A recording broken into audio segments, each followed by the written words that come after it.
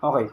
So merong isang tanong ang isang subscriber natin, mga kaibigan, na totoo daw bang ayaw pumasok, no, ng regular or universal dye ink, no, sa Epson L3110 or Epson L3210. Itong mga nasa loob ng Epson bottle na to, lahat yan, mga kaibigan, puro universal dye ink. Pag sinabi natin universal dye ink, ito ay pwede sa lahat. Parang ganito, mga kaibigan. Ngayon, sinubukan daw ng isang client natin at sabi niya hindi daw pumapasok. Okay, dito siya nagkaroon ng problema. Tinanggal niya yung mga stickers. Okay? Nawala tong mga stickers na to. Ngayon, napaghalo-halo na yan.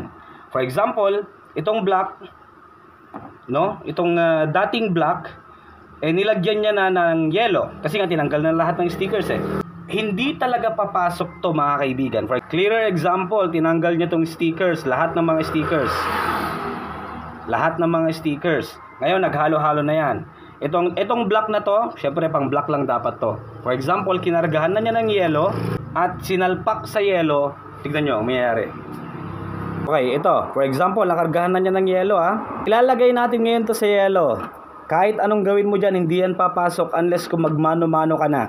Inject na, mga kaibigan. Nope. Ang problema dito, alam nyo ba kung anong problema? Wala sa ink to, mga kaibigan. Okay? Nasa bottle yan. Lagay ko sa black. Okay naman siya. Okay? Ngayon, ito yung rason, mga kaibigan. Pag binuksan natin dito, may iba't ibang patterns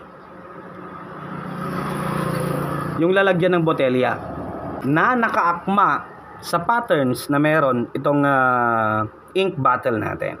So wag niyong tatanggalin yung sticker kung plano niyo mag-refill ng universal dye ink, no?